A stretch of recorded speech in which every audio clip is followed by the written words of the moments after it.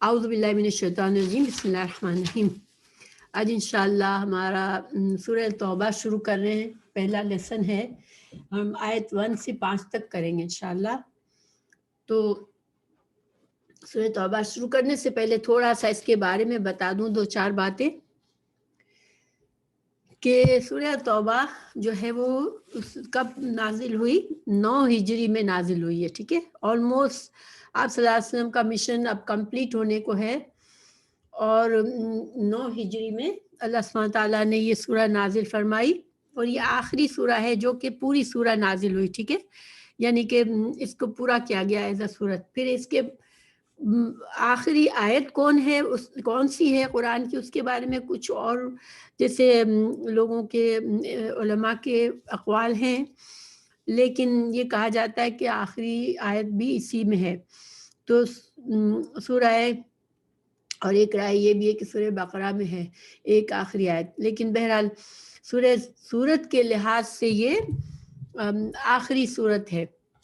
تو اس کو سبع طوال میں اس کی یہ آخری 7ویں سورت ہے۔ ایک حدیث ہے کہ جس نے یہ 7 لمبی صورتیں، ٹھیک ہے، اس 7 لمبی صورتوں میں یہ آخری صورت ہے۔ تو سورہ البقرہ، سورہ آل عمران، سورہ النساء، اور سورہ المائدہ، اور سورہ انفال، سورہ انعام، سورہ اعراف، اور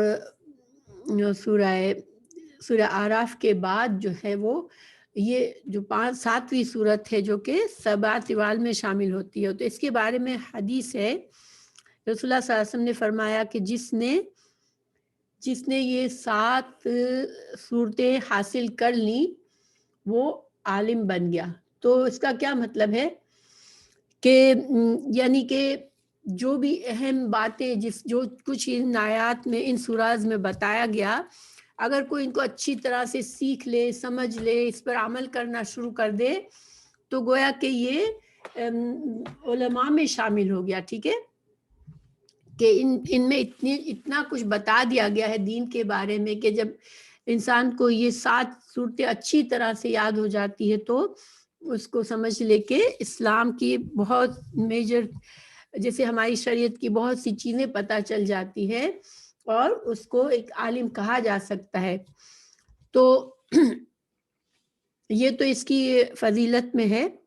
اچھا، اس کے جب نازل ہوئی تو پس منظر کیا تھا؟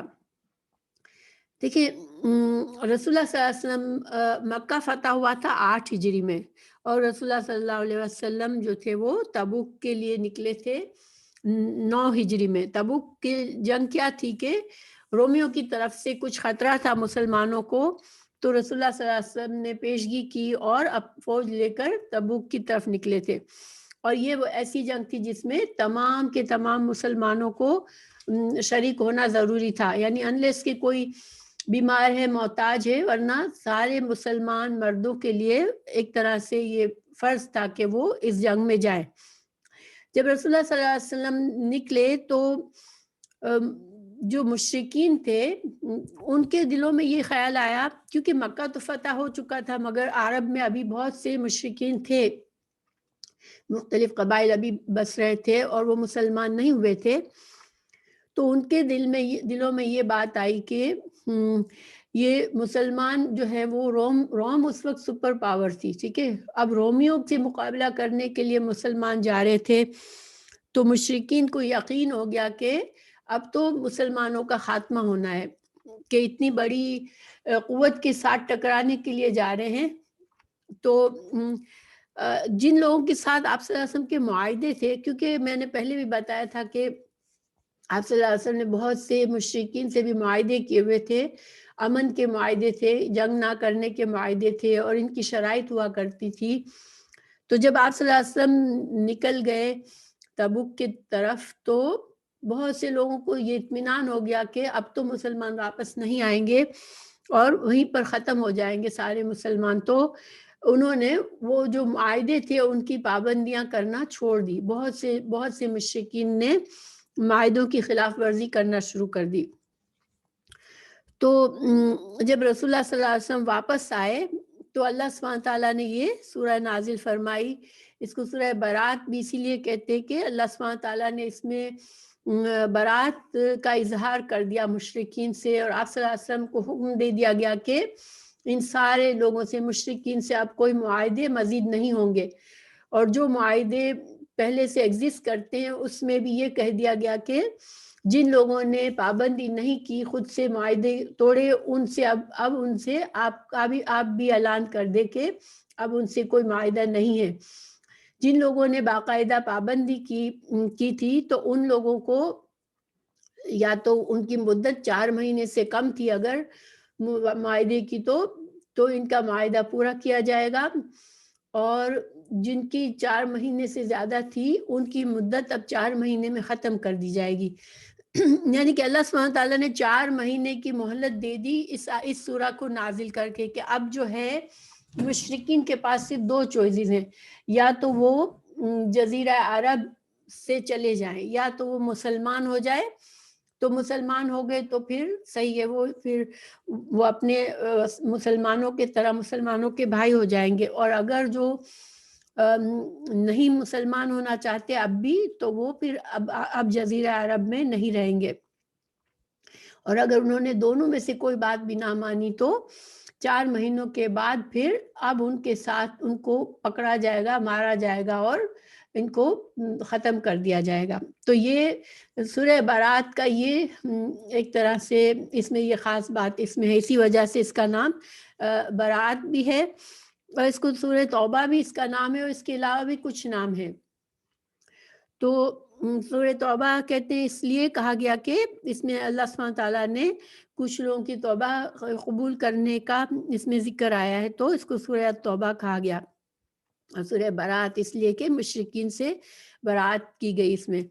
اچھا، اس سورت کی خاص بات یہ ہے کہ اس میں تمام قرآن کی سورات میں بسم اللہ الرحمن الرحیم لکھا جاتا ہے شروع میں، مگر اس میں نہیں لکھا گیا. ٹھیک ہے، تو جیسے کہ ہمارے پاس مصحف عثمانی ہوتا ہے، تو حضرت عثمان رضی اللہ عنہ نے جب مصحف عثمانی کے لیے پر کام کروایا اور اس مصحف کو تیار کیا گیا، تو خود حضرت عثمان نے ہی روایت بیان کی کہ جب یہ سورہ نازل ہوئی تو کاتب جو بھی آپ صلی اللہ علیہ وسلم کے جو کاتب وحی ہوتے تھے، ان کو آپ صلی اللہ علیہ وسلم نے اس سورہ کو سورہ انفال کے بعد رکھنے کے لیے کہا، اور اس میں بسم اللہ لکھنے سے نہیں لکھوائی جیسے.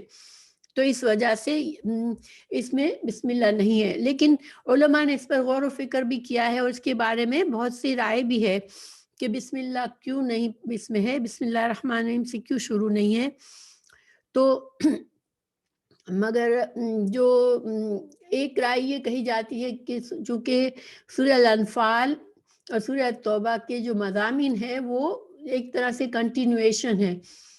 ہم نے دیکھا سورہ انفال میں ایک طرح سے مشرکین کے ساتھ جو مسلمانوں کو نصیحتیں کی گئی کہ مشرکین سے اب کیسا معاملہ کرنا ہے، کیونکہ اب جو ہے مسلمانوں کی ایک مضبوط ریاست بن چکی تھی، اور مشرکین سے اب جو ہے وہ ایک طرح سے ملکی لیول پر حکومت کے لیول پر مشرکین سے کیسا معاملہ کرنا، یہ ساری باتیں بتائی گئی سورہ انفال میں.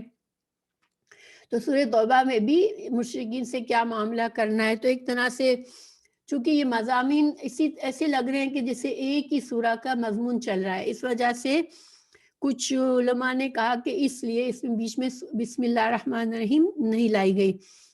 کچھ نے کہا کیونکہ اس میں اللہ سبحانہ تعالیٰ نے برات کا اظہار کیا ہے مشرکین سے، تو اس وجہ سے بسم اللہ الرحمن الرحیم سے نہیں شروع کیا گیا، کیونکہ اس میں ایک طرح سے اللہ سبحانہ تعالیٰ نے کی ناراضگی ہے مشرکین پر. تو لیکن بہرحال جو سب سے صحیح بات یہ ہے کہ رسول اللہ صلی اللہ علیہ وسلم نے نہیں لکھوائی، تو ہمیں اسی پر اکتفا کرنا چاہیے کہ جو کہ آپ صلی اللہ علیہ وسلم نے نہیں لکھوائی تو اس پر نہیں لکھی گئی. اور جب ہم اس کی تلاوت کرتے ہیں تو اگر سورہ توبہ سورہ انفال کے بعد جب سورہ توبہ شروع کرتے ہیں تو عام طور پر ہم تلاوت میں جب نئی سورہ شروع کرتے ہیں تو بسم اللہ الرحمن الرحیم پڑھتے ہیں، مگر اس میں سورہ انفال کے بعد فوراً شروع کر دیتے ہیں. ٹھیک ہے، تو یہ تو اس کے بارے میں کچھ باتیں تھیں، اس کا پس منظر تھا اس سورہ کا. اب انشاءاللہ ہم اس کو شروع کرتے ہیں، سورہ کو شروع کرتے ہیں. تو اعوذ باللہ من الشیطان الرجیم. براءۃ من اللہ ورسولہ للذین عاہدتم من المشرکین. اللہ اور اس کے رسول کی جانب سے بیزاری کا اعلان ہے ان مشرکوں کے بارے میں جن سے تم نے عہد و پیمان کیا تھا. تو یہاں پر اس کی تفسیر کیا ہے کہ 9 ہجری میں جب چونکہ مکہ تو فتح ہو چکا تھا 8 ہجری میں، اب یہ فرسٹ ٹائم حاجیوں کا قافلہ جا رہا تھا مدینہ سے. مسلمان باقاعدہ طور پر ایک بڑی جماعت کے طور پر جا رہے تھے حج کرنے کے لیے. رسول اللہ صلی اللہ علیہ وسلم اس سال نہیں گئے کیونکہ ابھی مشرکین بہت سے موجود تھے، اور مشرکین کا آپ کو پتہ ہے کہ وہ بھی حج کے لیے جایا کرتے تھے، اور حج میں ان کے جاہلانہ رسومات کرتے تھے، اور کچھ لوگ طواف ننگے ہو کر طواف بھی کرتے تھے. تو رسول اللہ صلی اللہ علیہ وسلم نے اس سال خود نہیں گئے حج کے لیے، بلکہ حضرت ابوبکر صدیق کے ساتھ مسلمانوں کو بھیجا، اور حضرت ابوبکر صدیق کو ایک طرح سے امیر حج بنایا گیا تھا کہ وہ لوگوں کو حج کا اسلامی جو شریعت کے مطابق جو مناسک ہے وہ سکھا سکے. تو جب قافلہ نکل چکا حضرت ابوبکر صدیق کا، تو پھر یہ اللہ سبحانہ وتعالیٰ نے اس وقت یہ آیات نازل فرمائی. تو رسول اللہ صلی اللہ علیہ وسلم نے حضرت علی رضی اللہ عنہ کو اپنا نمائندہ بنا کر ان آیات کے ساتھ بھیجا، کیونکہ ایک طرح سے یہ برات کا اظہار اللہ اور اللہ کے رسول صلی اللہ علیہ وسلم کی طرف سے کیا جا رہا تھا. تو اور رسول اللہ صلی اللہ علیہ وسلم خود نہیں تھے، تو حضرت علی جو کہ آپ صلی اللہ علیہ وسلم کی فیملی سے تھے، آپ کے اسبا تھے، تو حضرت علی رضی اللہ عنہ کو یہ کام دیا گیا کہ وہ اعلان کرے. مگر حج کے امیر جو تھے ابوبکر صدیق ہی رہے تھے، لیکن صرف جو یہ اعلان کا کام تھا یہ حضرت علی رضی اللہ عنہ کو سونپا گیا. جب حضرت علی رضی اللہ عنہ نکلے تو پھر وہ جا کے قافلے سے مل گئے راستے میں ہی. تو حضرت ابوبکر نے ان سے پوچھا کہ کیا آپ کو آپ کے رسول صلی اللہ علیہ وسلم نے کیا آپ کو امیر بنا دیا حج کا؟ تو انہوں نے کہ نہیں، میں آپ کے مامور ہی ہوں، لیکن یہ اعلان برات مجھے کرنے کا ہے. تو اس طرح سے حضرت علی رضی اللہ عنہ گئے تھے. اور پھر برات کا مطلب بھی بری الذمہ ہونا، دستبردار ہونا، یہ مطلب ہے. یا بیزاری ہے تو بیزاری بھی انسان اسی بیزاری کا اظہار کرتا ہے جس سے بری الذمہ، اس کی کوئی ذمہ داری نہیں لینا چاہتا. تو حضرت علی جو تھے وہ انہوں نے حج اکبر والے دن، یعنی حج اکبر کہا گیا ہے تو حج اکبر کیا ہے کہ جس دن بہت سے زیادہ لوگ جمع ہوتے تھے وہ 10 ذی الحج ہوتا تھا. کہ جہالت میں جب لوگ جاتے تھے، جہالت اسلام سے پہلے حج کے لیے جب لوگ جاتے تھے تو وہ مختلف جگہوں پر بکھرے ہوئے ہوتے تھے، لیکن 10 ذی الحج کو سارے لوگ مینا میں جمع ہوتے تھے، وہاں پر قربانیاں بھی کرتے تھے. تو یہ دن جو ہے اس کو چنا گیا کہ اس میں زیادہ سے زیادہ لوگ جو ہیں وہ ایک جگہ پر جمع ہوتے ہیں. تو حضرت علی رضی اللہ عنہ نے اس کی برات کا اعلان کر دیا. حضرت ابو ہریرہ سے روایت ہے، بخاری کی حدیث ہے کہ حضرت علی رضی اللہ عنہ نے مجھے بھی اپنے ساتھ لیا، اور ہم سب نے مل کر مینا میں قربانی کے دن سورہ برات کا اعلان کیا. کیونکہ مجمع بہت بڑا تھا تو حضرت علی نے خود بھی اعلان کیا، اور بہت سے تھوڑے لوگوں کے اندر کچھ اور لوگوں کو بھی یہ ذمہ داری دی گئی کہ وہ اس کا برات کا اعلان لوگوں میں کر دے. اور اس کی جو خاص باتیں تھی وہ یہ تھی کہ کوئی مشرک جو ہے وہ جنت میں نہیں جائے گا، اور اس سال کے بعد کوئی مشرک حج نہیں کرے گا، اور کوئی عریاں طواف نہیں کرے گا. یہ باتیں خاص طور سے ان کو کہہ دی گئی. تو یہ تو ہماری پہلی آیت کی تفسیر ہے. انشاءاللہ اب دوسری کی طرف چلتے ہیں. اللہ سبحانہ تعالیٰ نے فرمایا فَسِیحُوا فِی الْأَرْضِ أَرْبَعَةَ أَشْہُرٍ.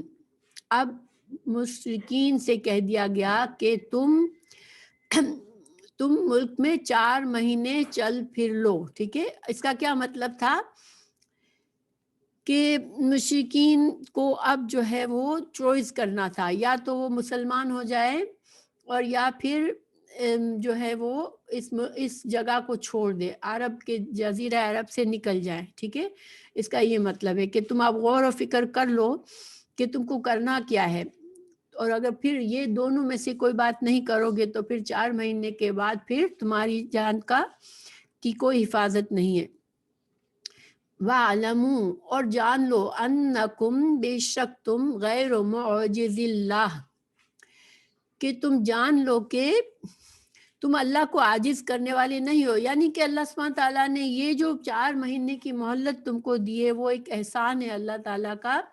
تم کو انف مہلت پہلے ہی ملی ہوئی تھی. اب جو ہے یہ 4 مہینے اچانک سے اللہ سبحانہ تعالیٰ نے یہ حکم نہیں نازل فرمایا کہ بس اب بہت ہو گیا، اب مشرکین کو پکڑو اور مارو.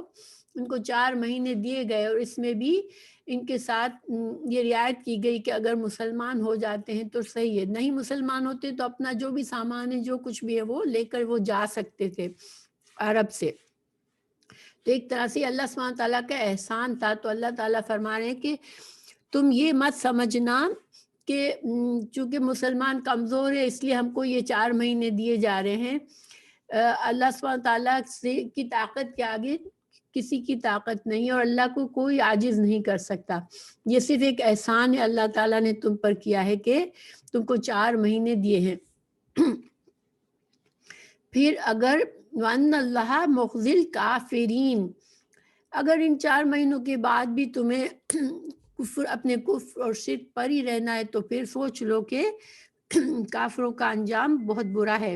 اللہ سبحانہ تعالیٰ کافروں کو ذلیل کرنے والا ہے.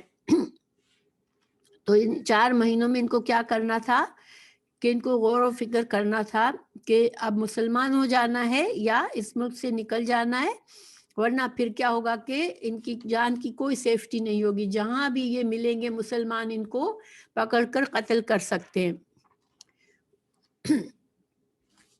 تو اب جو معاہدے تھے مسلمانوں کے مشرکین سے، تو اس کے بارے میں یہ تھا کہ جن مشرکین سے نے معاہدوں کی خلاف ورزی کی تھی ان کے معاہدے تو فوری طور پر ختم ہو گئے. مسلمانوں نے اب اعلان برات والے دن حضرت علی رضی اللہ عنہ نے اعلان فرما دیا، تو وہ سارے علل اعلان ان سارے معاہدوں کو اب مسلمانوں کی طرف سے بھی ختم کر دیا گیا.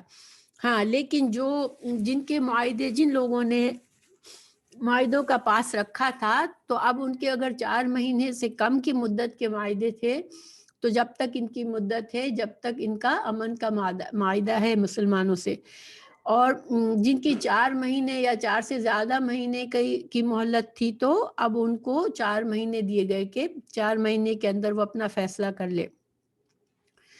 تو نتیجہ ان آیت کا کیا ہوا کہ 4 مہینے کے بعد عرب میں پھر کوئی مشرک باقی نہیں رہا تھا. ٹھیک ہے، پورا جزیرہ عرب اللہ کے فضل سے مسلمان بس رہے تھے. پھر اچھا، آیت نمبر 3 پر چلتے ہیں.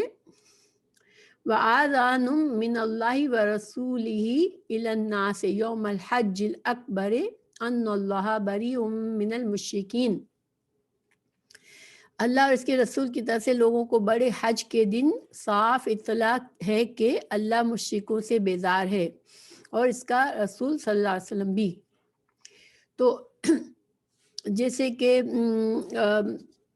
پہلی آیت سے ہی یہ بات چل رہی ہے، تو اب اس میں زیادہ مزید وضاحت کر دی گئی کہ یہ اعلان اب کر دو کہ اللہ اور اللہ کے رسول صلی اللہ علیہ وسلم مشرکین سے بیزار ہیں.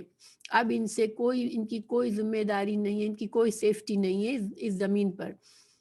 فَإِن تُبْتُمْ، اور پھر اگر تم توبہ کر لو تو تمہارے حق میں بہتر ہے. فَإِن تُبْتُمْ فَهُوَ خَيْرٌ لَكُمْ، دیکھیے اللہ سبحانہ تعالیٰ کی یہ بھی رحمت و کرم ہے کہ یعنی کہ اب بھی توبہ کر لیتے ہیں. کتنے بڑے بڑے سنگین جرائم تھے مشرکین کے، اور اللہ سبحانہ تعالیٰ کے دین کے خلاف پورے 22 سال تک انہوں نے مسلمانوں کے لیے زندگی مشکل کر کے رکھی تھی. اللہ کے رسول صلی اللہ علیہ وسلم کے قتل کے در پہ تھے. تو اب ان سب گناہوں کے باوجود، ان سب زیادتیوں کے باوجود بھی اللہ سبحانہ تعالیٰ انہیں توبہ کا موقع دے رہا ہے کہ اگر تم اب بھی توبہ کر لو تو تمہارے لیے بہتر ہے. وَإِن تَوَلَّيْتُمْ، اگر تم نے منہ موڑا، فَإِن تَوَلَّيْتُمْ فَاعْلَمُوا أَنَّكُمْ غَيْرُ مُعْجِزِ اللَّهِ، اگر تم نے لاپرواہی کی اس اعلان کے بعد کہ کچھ بھی نہیں، نہ تو مسلمان ہوئے نہ تو جزیرہ عرب سے نکلے، تو دیکھ لو کہ پھر اللہ کو کوئی عاجز کرنے والا نہیں ہے. وَبَشِّرِ الَّذِينَ كَفَرُوا بِعَذَابٍ أَلِيمٍ، اور کفر کرنے والوں کے لیے آخرت میں بھی جو ہے وہ دردناک عذاب ہے. تو بیسیکلی یہ ساری آیات جو ہیں وہ اسی برات کے اعلان کے بارے میں ہے، اور یہی باتیں جیسے ایک طرح سے ان کی تاکید کی گئی ہے. تو اب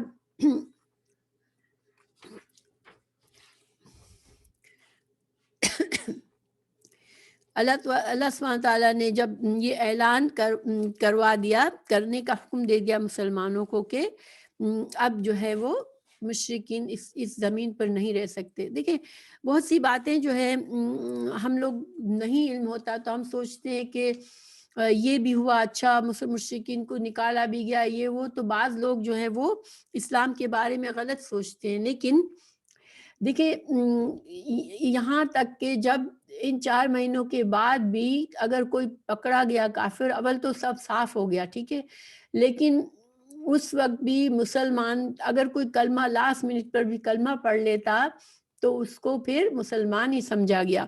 تو یہ اللہ سبحانہ تعالیٰ کی رحمت اور ان پر مہربانی تھی اور ایک احسان تھا. تو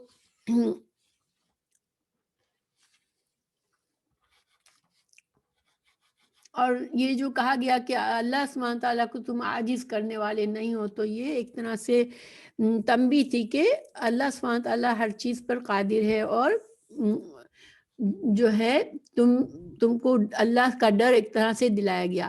اچھا، یوم الحج الاکبر جو کہا گیا یہاں پر کہ حج اکبر والے دن، تو حج اکبر کا دن ہم لوگوں کی ایک انڈرسٹینڈنگ ہے حج اکبر کے بارے میں. بہت سے لوگوں کی وہ سمجھتے ہیں کہ اگر جمعے کے دن حج ہوتا ہے، جمعے کے دن عرفہ کا دن پڑتا ہے، تو وہ حج جو ہوتا ہے وہ حج اکبر ہوتا ہے. لیکن یہ بات صحیح نہیں ہے. اصل میں دیکھیں جاہلیت کے دور میں بھی حج ہوتا تھا، عمرہ بھی ہوتا تھا. تو عمرے کو حج صغیر کہتے تھے، اور جو حج ہوتا ہے ایکچولی جو حج کے زمانے میں حج ہوتا تھا اس کو حج اکبر کہتے تھے. تو حج اکبر کا دن سے یہاں پر کیا مراد ہے کہ 10 ذی الحج، کیونکہ 10 ذی الحج کو زیادہ سے زیادہ لوگ ایک جگہ پر جمع ہوا کرتے تھے. تو یہ اعلان اللہ سبحانہ تعالیٰ نے فرمایا کہ حج اکبر والے دن کیا جائے، یعنی کہ 10 ذی الحج کو کیا جائے.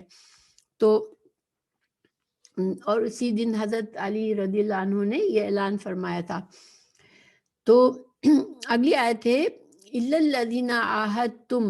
تو یہاں پر اللہ سبحانہ تعالیٰ فرما رہے ہیں، اب عہد اور معاہدے کی تفصیل بتا رہے ہیں اللہ سبحانہ تعالیٰ کہ کن سے معاہدہ رکھنا ہے اور کن سے نہیں رکھنا ہے. تو ان الذین عاہدتم من المشرکین ثم لم ينقصوکم شیئا ولم یظاہروا علیکم احدا فاتموا الیہم عہدہم الی مدتہم ان اللہ یحب المتقین. تو یہاں پر ان لوگوں کے لیے بجز ان مشرکوں کے جن سے تمہارا معاہدہ ہو چکا ہے اور انہوں نے تمہیں ذرا سا بھی نقصان نہیں پہنچایا، نہ کسی کی تمہارے خلاف مدد کی، تو تم بھی ان کے معاہدے کی مدت ان کے ساتھ پوری کرو. اللہ تعالیٰ پرہیزگاروں کو دوست رکھتا ہے. تو جیسے کہ میں نے پہلے بتایا کہ ان 4 مہینوں میں جن لوگوں نے پہلے ہی سے معاہدے کی خلاف ورزی کر دی تھی ان سے تو معاہدہ ختم ہو گیا. جنہوں نے معاہدہ کی خلاف ورزی نہیں کی تھی اب ان کے ساتھ ان کا حکم بتایا گیا کہ چونکہ اللہ سبحانہ تعالیٰ وعدے کو پورا کرنا، معاہدوں کو پورا کرنا اسلام میں اس کی بہت اہمیت ہے، اور اللہ سبحانہ تعالیٰ ایسے لوگوں سے محبت فرماتا ہے جو کہ تقویٰ کرتے ہیں اور اپنے وعدوں کا خیال رکھتے ہیں. تو ان لوگوں سے، مشرکین سے جنہوں نے اپنے وعدے پورے کیے تو ان کے ساتھ تم بھی صحیح سلوک کرو، ان کا وعدہ ان سے پورا لو. ایک یہاں پر حدیث بھی ہے کہ حضرت ابوبکر صدیق نے حج میں لوگوں کی امامت کے فرائض سر انجام دیے. اس سال عرب میں لوگ اپنے مقامات ہی میں تھے جن میں وہ زمانہ جاہلیت میں موسم حج میں ہوا کرتے تھے، حتیٰ کہ جب قربانی کا دن آیا تو حضرت علی بن ابو طالب کھڑے ہوئے اور رسول اللہ صلی اللہ علیہ وسلم کے فرمان کے مطابق یہ اعلان کیا: لوگوں، بے شک کوئی کافر جنت میں داخل نہیں ہوگا. اس سال کے بعد کوئی مشرک حج نہیں کرے گا، کوئی عریاں ہو کر بیت اللہ کا طواف نہیں کرے گا، اور جس کا رسول اللہ صلی اللہ علیہ وسلم کے ساتھ کوئی عہد ہے تو وہ اس کے لیے اس کی مدت تک ہوگا. اس اعلان کی وجہ سے اس سال کے بعد کسی مشرک نے حج کیا، نہ کسی نے عریاں ہو کر بیت اللہ کا طواف کیا. پھر حج سے فراغت کے بعد حضرت ابوبکر صدیق اور حضرت علی رضی اللہ عنہ دونوں رسول اللہ صلی اللہ علیہ وسلم کے پاس آ گئے. اس طرح یہ مشرکین سے بیزاری کا اعلان تھا. البتہ جن سے پہلے سے کوئی معاہدہ تھا انہیں معاہدے کی مدت تک مہلت دی گئی. تو یہ اس کے بارے میں وضاحت ہے. اچھا، پھر اب اللہ سبحانہ تعالیٰ نے اس آیت کو آیت سیف کہتے ہیں. سیف ہوتا ہے تلوار. تو اب جو ہے کیا کرنا ہے، 4 مہینے کے بعد کیا کرنا ہے؟ تو اب اللہ سبحانہ تعالیٰ فرما رہے ہیں فَإِذَا انْسَلَخَ الْأَشْهُرُ الْحُرُمُ فَاقْتُلُوا الْمُشْرِكِينَ حَيْثُ وَجَدتُّمُوهُمْ فَخُذُوهُمْ وَاحْصُرُوهُمْ وَاقْعُدُوا لَهُمْ كُلَّ مَرْصَدٍ. تو پھر حرمت والے مہینوں کے گزرتے ہی مشرکوں کو جہاں پاؤ قتل کرو، انہیں گرفتار کرو، ان کا محاصرہ کر لو، ان کی طاق میں ہر گھاٹ میں بیٹھو. ہاں، اگر وہ توبہ کر لیں اور نماز کے پابند ہو جائیں تو اور زکوٰۃ ادا کرنے لگیں تو تم ان کی راہیں چھوڑ دو، یقیناً اللہ تعالیٰ بخشنے والا مہربان ہے. تو یہ آیت بہت بظاہر جیسے اگر صرف کوئی انسان اس آیت کو پڑھتا ہے، قرآن بغیر آؤٹ آف کانٹیکس اس کو مطلب لیتا ہے تو یہ بہت سخت آیت محسوس ہوتی ہے، اور اس کو آیت سیف بھی کہتے ہیں، تلوار کی آیت. تو یہ چونکہ یہ کن حالات میں ہوا تو ہمیں یہ بات سمجھ آتی ہے کہ 22 سال کے ان کے مظالم برداشت کرنے کے بعد اور صبر کرنے کے بعد یہ حکم آیا ہے، اور اس میں بھی 4 مہینے ان کو سوچنے کا آخری موقع بھی دیا گیا ہے. تو اگر ہم اس طرح سے اس کانٹیکس میں اس آیت کو پڑھتے ہیں تو ہمیں سمجھ آتی ہے کہ یہ جو ہے وہ بالکل نہ صرف بالکل صحیح ہے، عدل والی بات ہے، بلکہ اس میں بھی اللہ سبحانہ تعالیٰ کی رحمت نظر آتی ہے ہمیں، کیونکہ یہاں آخری منٹ پر بھی توبہ کرنے والوں کے لیے اللہ سبحانہ تعالیٰ نے گنجائش رکھی ہے کہ اب بھی وہ ان پر اللہ مہربان ہوگا. تو اب کل مرصد کا کیا مطلب ہے کہ ان کو ہر گھاٹ پر ان کے لیے تم دیکھو. تو دیکھیں پہلے جیسے ہم لوگوں نے پڑھا کہ اللہ سبحانہ تعالیٰ نے جو جہاد کے احکامات دیے تو اس میں کیا تھا کہ جو لوگ جو لڑتے تھے مسلمانوں سے انہی کے ساتھ لڑا جاتا تھا، یعنی جو مشرکین باقاعدہ لڑنے کے لیے آتے تھے انہی کو مارا جاتا تھا، انہی کو قتل کیا جاتا تھا. لیکن یہ نہیں تھا کہ کوئی ایک کافر یا مشرک جا رہا ہے کہیں پر اور مسلمان کو نظر آیا تو اس نے اس کو قتل کر دیا، ایسا نہیں تھا. لیکن اب جو ہے یہ حکم بدل گیا. اب کیا ہے کہ اب 4 مہینوں کے بعد کہیں بھی کوئی مشرک نظر آئے گا تو اس کو اب پکڑ لینا ہے، بلکہ مشرکوں کے لیے گھاٹ میں رہنا ہے کہ جن ایریاز میں جن علاقوں میں مشرکین کا آنا جانا ہے تو وہاں پر خاص طور سے جا کر ان کو قتل کرنا ہے. تو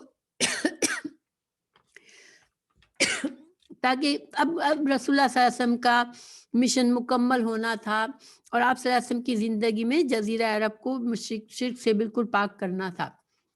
اچھا، لیکن جو شرائط بتائی ان کے اسلام کی، اس کے بارے میں ایک حدیث بھی ہے اسی ٹاپک کی۔ پہلے میں حدیث بتاؤں کہ رسول اللہ صلی اللہ علیہ وسلم نے فرمایا، یہ بخاری کی حدیث ہے، کہ مجھے حکم دیا گیا ہے کہ میں لوگوں سے لڑائی کروں حتیٰ کہ وہ گواہی دے کہ اللہ کے سوا کوئی معبود نہیں اور محمد رسول اللہ صلی اللہ علیہ وسلم اللہ کے رسول ہیں، اور نماز قائم کریں اور زکوٰۃ ادا کریں۔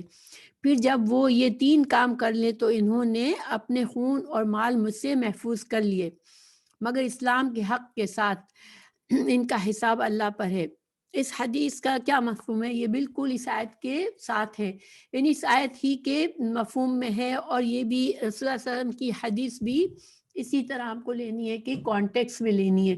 یہ نہیں کہ اچھا تو ہر کافر کے لیے یہ حکم دے دیا گیا ہے، رسول اللہ صلی اللہ علیہ وسلم نے کو لڑنے کا حکم تھا، یہ ہر وقت کا نہیں تھا، بلکہ یہ اس وقت تھا جب کہ اللہ سبحانہ تعالیٰ نے ان کی مہلت کو ختم کیا۔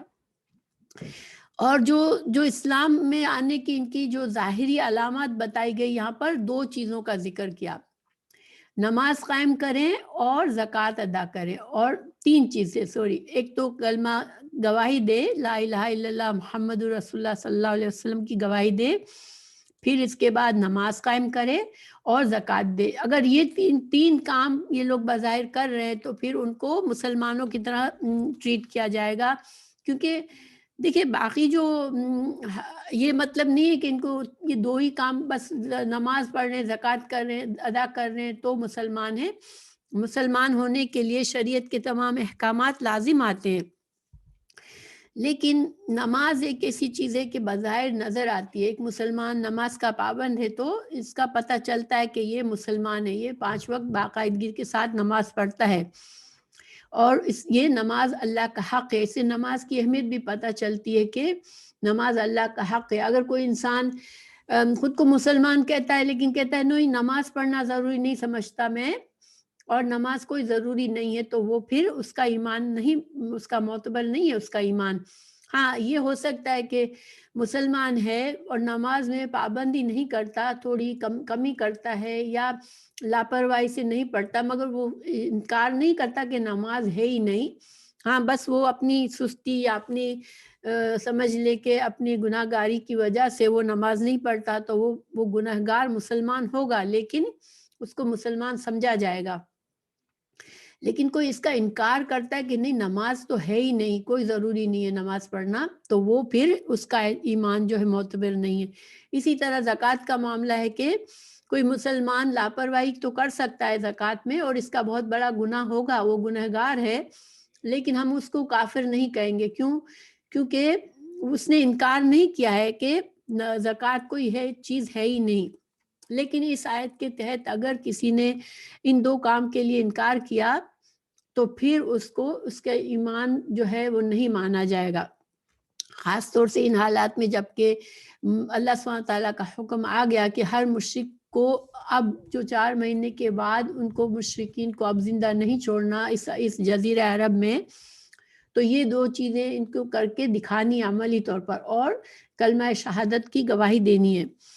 تو اس سے زکوٰۃ کی اور نماز کی اہمیت بھی ہمیں پتہ چلتی ہے کہ نماز تو خیر اللہ سبحانہ تعالیٰ کا حق ہے، لیکن زکوٰۃ جو ہے وہ بندوں کو فائدہ پہنچانے میں سب سے افضل و اشرف عمل ہے، کیونکہ اس کے ذریعے معاشرے میں جو بھی ضرورت مند ہے، جو کمزور ہے، جن کو مالی طور پر ان کے پاس انف نہیں ہے، مسکین ہے، فقیر ہے، ان کی ضروریات پوری ہوتی ہے۔ تو اب یہ ہے کہ جب یہ اسی آیت کی وجہ سے دیکھیں، جب رسول اللہ صلی اللہ علیہ وسلم اس دنیا سے چلے گئے تو حضرت ابوبکر صدیق پہلے خلیفہ بنے، اور جیسے ہی آپ صلی اللہ علیہ وسلم دنیا سے گئے، بہت سے لوگ جنہوں نے شاید اسلام میں تو اس لیے آئے تھے کہ اپنی جان بچانے کے لیے، کہ وہ رہنا بھی چاہ رہے تھے وہاں پر، اور مسلمان بھی تو ان کو مسلمان ہونا پڑا تھا، لیکن بہت سے لوگ پھر مرتد بھی ہوئے، اور بہت سے لوگوں نے کہا کہ ہم مسلمان تو ہیں مگر ہم زکوٰۃ نہیں دیں گے، ٹھیک ہے، یہ علی اعلان انہوں نے زکوٰۃ دینے سے انکار کر دیا۔ یہ ایک بہت بڑا مسئلہ تھا، اب صحابہ کرام پریشان تھے کہ یہ مسلمان ہیں، اب ان کو ہم ان کے ساتھ کیا معاملہ کریں کہ یہ زکوٰۃ نہیں دے رہے۔ تو حضرت ابوبکر صدیق نے فیصلہ کیا کہ ان سے جنگ کی جائے گی اور ان کو جب تک یہ یا تو زکوٰۃ دے یا پھر ان کے ساتھ جنگ کی جائے گی. اور حضرت ابوبکر صدیق اس وقت اکیلے تھے اس فیصلے میں، کیونکہ مسلمان ڈر رہے تھے کہ ہم کہیں مسلمانوں پر اپنی تلواریں اٹھا کر گناہگار نہ ہو جائیں، کیونکہ کلمہ تو پڑھ رہے ہیں، وہ نمازیں پڑھ رہے ہیں، تو ہم کہیں گناہگار نہ ہو جائے. لیکن اس حدیث جو میں نے آپ کو حدیث سنائی، اسی کے حوالہ دے کے حضرت ابوبکر صدیق نے جنگ کا حکم دیا. اور پھر حضرت عمر کی بھی ایک روایت ہے کہ ان کا بھی دل اللہ تعالیٰ نے، پھر انہوں نے کہا کہ میرا بھی سینہ اللہ نے کھول دیا اور میں بھی حضرت ابوبکر صدیق کا ہم خیال ہوا. اور حضرت ابوبکر صدیق کی خلافت میں زیادہ تر عرب میں ہی جنگیں ہوتی رہی. جو لوگ مرتد ہوئے، جنہوں نے زکوٰۃ کا انکار کیا، اور ان سب کو پھر یا تو وہ صحیح طرح سے مسلمان ہو گئے، یا پھر وہ مارے گئے، یا پھر وہ عرب سے چلے گئے. تو ہمارے لیے بھی یہی ہے کہ ہم اگر کوئی انسان یہ چیزیں، ان چیزوں کی ٹیک کیئر کر رہا ہے، بظاہر نماز پڑھ رہا ہے، زکوٰۃ دے رہا ہے، تو ہم اس کو مسلمان ہی کہیں گے. یہ ایک طرح سے اسلام کی ظاہری عمل ہے جس سے انسان کا عمل پتہ چلتا ہے کہ وہ مسلمان ہے.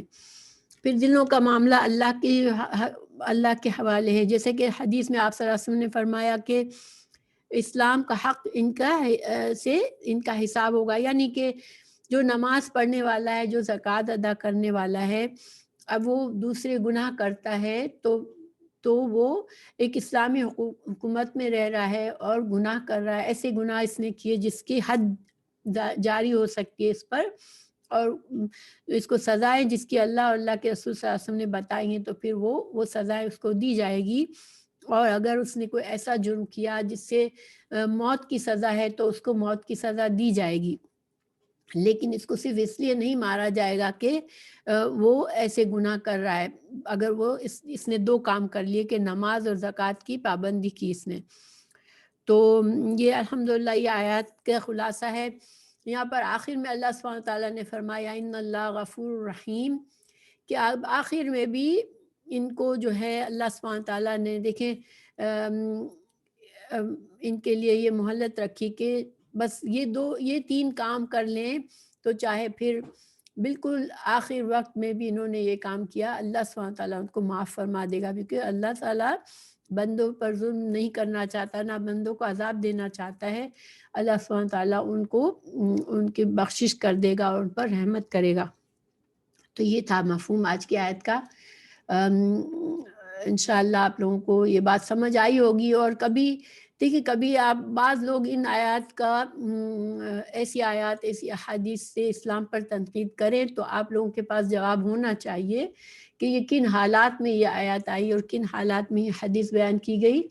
کیونکہ قرآن کی کوئی بھی آیت کو بغیر کانٹیکس کے انسان اگر کوٹ کرتا ہے تو وہ فتنہ میں پڑ سکتا ہے یا فتنہ شروع کر سکتا ہے، اس سے گمراہی کی طرف جا سکتا ہے.